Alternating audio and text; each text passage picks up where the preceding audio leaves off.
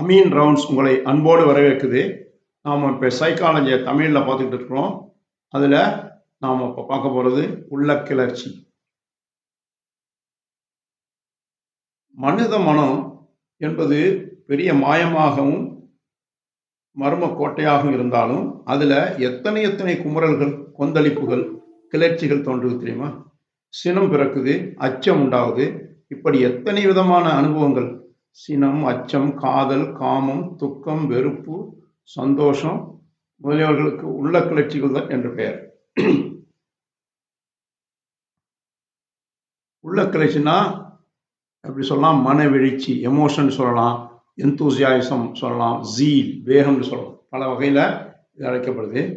மனம் என்பது மாயமான விஷயம்தான். இருந்தாலும் அதில் எத்தனை மாற்றங்கள் ஏற்படுது பாருங்க. குழந்தை அழுது அடுத்த வினாடியே மகிழ்ச்சியால் சிரிக்குது. குழந்தைகள் தங்கள் உள்ள கிளர்ச்சிகளை உடனே வெளிப்படுத்தி விடுமா. விரைவில் அது மறைந்தும் போகுமா. செல்வி எங்கேருந்து ஓடி விடுறா. அம்மா சொல்றாங்க, அடுத்த வீட்டு கிட்டுவுக்கு மிட்டாய் கொடுக்க வேணாம் என்று அவன் மேலே வெறுப்போடு பேசுறார். ஆனா சிறிது நேரத்துக்குள்ளே 2 பேரும் சேர்ந்து விளையாட தொடங்கி விடுறாங்க. செல்வி தன்னிடமிருந்த மிட்டாயை அவனுக்கு கொடுக்கிறார். கிட்டுவின் மேல் ஏற்பட்டிருந்த வெறுப்பை அவள் மறந்தே விடுகிறார். இந்த குழந்தைகளைப் போல உலக மக்கள் இருக்கக்கூடாதா என்று கூட மனசு ரொம்ப ஆசைப்படுது. ஆனா மனிதன் தனது உள்ள கிளர்ச்சிகள் அனைத்தையும் குழந்தைகளைப் போல திடீரென்று உடனே வெளிப்படுத்தலாமா? அது நல்லதல்ல. சமூக வாழ்க்கையிலே அது முறையாகுமா? வேகமாக ஒருவன் ரயில் வண்டிக்குள்ள ஓடி ஏறுறான். செருப்பு காலால் இன்னொரு கால் விரலை மிதிச்சு விடுறான். வலி பொறுக்க முடியாம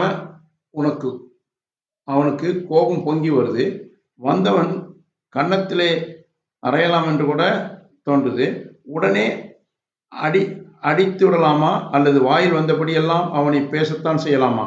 ரெண்டும் கூடாது. அதுபோல ஒரு நாடு மற்றொரு நாட்டிற்கு ஏதோ ஒரு தவறு செய்து விட்டது. அதற்காக உடனே போர் தொடுக்க முடியுமா? காமம், குரோதம், பொறாமை, இப்படி எத்தனையோ உள்ள கிளர்ச்சிகள் இருக்குது. அவற்றுக்கெல்லாம் ஆட்சி அதிகாரம் கிடைச்சிட்டா என்ன நடக்கும் உலகத்தில்? பார்த்து சிந்திச்சு பாருங்க. சமூக வாழ்க்கையை நிலைகுலைந்து போகுமா? போகும். மனிதன் தனது உள்ள கிளர்ச்சிகளை பலவற்றை கட்டுப்படுத்த பழகிக்கொள்ள வேணும். அவன் விலங்குகளைப் போல நடக்க முடியாது. சில விலங்குகள் கூட ஓரளவு தமது உள்ள கிளர்ச்சிகளை கட்டுப்படுத்தவும் செய்யுமா. அதுக்காக பழகிக்கொள்ளும் என்று தோன்றுது. மனுஷன் அவற்றை விட தாழ்வாக நடக்க முடியாது. அவனுடைய நாகரிகம், அவனுடைய பண்பாடு, அவற்றின் பெருமையெல்லாம் அழியாதிருக்க வேண்டுமானால், சமூக வாழ்க்கை நிலைக்க வேண்டுமானால் மனிதன் தனது இழிந்த கிளர்ச்சிகளை கட்டுப்படுத்த பழகிக்கொள்ளணும். இயல்பு ஊக்கங்களை, அதாவது இன்ஸ்டிங், அடக்கி அழித்துவிட முடியாது என்று கண்டோம். இயல்பு ஊக்கங்களை, அதாவது இன்ஸ்டிங் சேர்ந்து பல உள்ள கிளர்ச்சிகளை தோன்றுது. ஆகவே உள்ள கிளர்ச்சிகளை அடியோடு அழித்து விட முடியாது. அப்படி முயலும்போதுதான் மறைமன கோளாறுகள் பல உண்டாகுது என்று கூறுகிறார்கள் சைக்காலஜிஸ்டுகள். ஆனா இழிந்த உள்ள கிளர்ச்சிகளையும் இயல்பூக்கங்களையும் வேறு நல்ல வகையில திருப்பிவிட்டு உயர் மடைமாற்றம் செய்யலாம். காமைச்சியை மாற்ற முயலும் ஒருவன் அவன் பக்தனாக இருந்தால் அதை கடவுளிடத்தே உயர்ந்த பக்தியாக மாறச் செய்கிறான். அல்லது பிராணிகளிடத்தே ஓரளவு கடந்த அன்பாக மாற்றி அவற்றின் சேவையிலே ஈடுபடுறான். அவன் கலைஞனாக இருந்தால் அழகிய கலைப்படைப்பின் மூலம் அதை மாற்ற முயல்கிறான். இச்சைகள் நிறைவேறாத காலத்துல இப்படிப்பட்ட மடைமாற்றம் இல்லாவிட்டால் தான் மனக்கோளாறுகள் ஏற்பட காரணமாகுது. மறிவினையாக மனிதன் சில செயல்களை புரிகிறான். மறிவினைனால் ரிஃப்ளெக்ஸ் ஆக்ஷன் என்பது இங்க பார்க்கலாம். ரயில்ல பயணம் செய்யும் போது கரித்தூள் என்று கண்ணில் விடுது. என்ன செய்யணும்? கண் உடனே மூடிக்கொள்ளுது. நம்மளோட கட்டுப்பாடு இல்லாமல் அதான் மூடிக்கொள்ளுது. கண்ணீர் மலமலென்று வருகிறது. அப்படி வந்து கண்ணுக்கு ஏற்பட்டுள்ள தொந்தரவை தவிர்க்க முடியுது. இது பேரு அனிச்சை செயல். கண் மூடுவதும் கண்ணீர் பெருகுவதும் நாம் நினைத்து பார்த்து செய்த செயல் அல்ல, அவை தாமாகவே நிகழுது. அப்படிப்பட்ட செயல்களுக்கு தான் மறிவினை என்று பேர். மறிவினைனா சொன்னோம்ல, உடனே உடம்பு ஆக்ஷன் கொடுக்குறது. தும்முறது, குரட்டை விடுறது போன்ற செயல்கள் எல்லாம் மறுவினைகளே. இயல்பூக்கத்தினால் உள்ள கிளர்ச்சியாலும் மனிதன் பல செயல்ல ஈடுபடுறான். அறிவை கொண்டு எண்ணி துணிந்து பல செயல்கள் புரிகிறான்.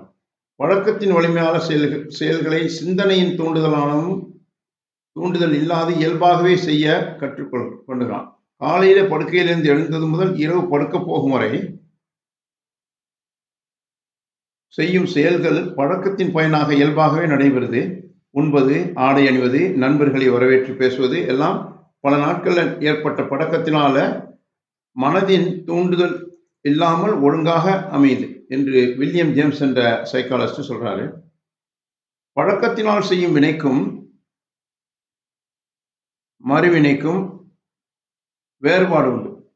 பழக்கத்தினால் செய்யும் வினையை முதலில் தொடங்கும் போது மனதின் தூண்டுதலால் அதன் துணியும்படி செய்கிறோம். பிறகு பல தடவை அவ்வாறு எண்ணி செய்தால் அது இயல்பான பழக்கமாக மாறிடுது. அந்த நிலையில் மனதின் தூண்டுதல் தேவையில்லை என்றே கூறலாம். இவ்வாறு பல எளிய செயல்களை பழக்கத்திற்கு கொண்டு வந்து விடுவதால் மனதிற்கு வேறு உயர்ந்த செயல்களை பற்றி எண்ணி துணிய ஆற்றலும் கிடைக்கும். பழக்கத்தின் வலிமையாலே இயல்பாகவே பல செயல்களை செய்துவிடலாம் என்பதனால பழக்கத்தை உண்டு பண்ணிக் கொள்வதில் மிகுந்த எச்சரிக்கை வேணும். அது நல்ல பழக்கங்களா இருக்கணும். நல்ல பழக்கங்களை தொடக்கத்திலிருந்தே ஏற்படுத்திக் கொள்ளாவிட்டால் நமது பழக்கங்களே நமக்கு தீமையாக முடிஞ்சிடும். ஆகவே மனுஷன் இயல்பு ஊக்கத்தினாலும் உள்ள கிளர்ச்சியாலும் பழக்கத்தாலும் எண்ணி துணிவதாலும் மிக பல செயல்களை புரிகிறான் என்று ஏற்படுது. மறுவினையாகவும் சிலவற்றை செய்கிறான். அதாவது அனிச்சை செயலாக சில செயல்கள் பழக்கத்தின் வலிமையால மறுவினை போலவே அமைந்து விடுது. அதாவது பழக்கம் நம்ம தொடர்ச்சியா பழகி வந்தா எந்த செயலும் அனிச்சை செயல் போல ஆரம்பிச்சிடுது. ஓடும்போது காலிடறி ஒருவன் கீழே விழுறான். அவனுடைய மார்பு கூடோ தலையோ தரையில் மோதாதபடி கை முதலில் தரையில் ஊன்றி தடுத்துக் கொள்ளுது. கையை தரையில் ஊன்றி மற்ற உறுப்புகளை பாதுகாத்துக் கொள்ள வேண்டும் என்று எண்ணி கையை நாம் ஊன்றுவதில்லை. அது அனிச்சையாகவே வருது. இளம் வயதிலிருந்தே ஏற்பட்ட பழக்கத்தின் வலிமையால மறுவினை போலவே இது நடைபெறுது. இதை அரை மறுவினை என்று சிலர் சொல்லுவாங்க. மேலே கூறியவற்றிலிருந்து மனிதனுடைய செயல்களுக்கு அவனுடைய மனம் எந்த அளவுக்கு காரணமாக இருக்கிறது என்று தெரியுது. மறுவினை செயல்களை கூட மனத்தின் சிந்தனை வலிமையால் ஓரளவு நல்ல பழக்கங்களை ஏற்படுத்திக் கொள்ளலாம்.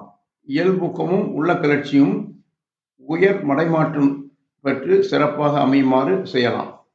அவ்வாறு செய்கிறதுனால மனிதனுடைய வாழ்க்கை உயர்வடையும்.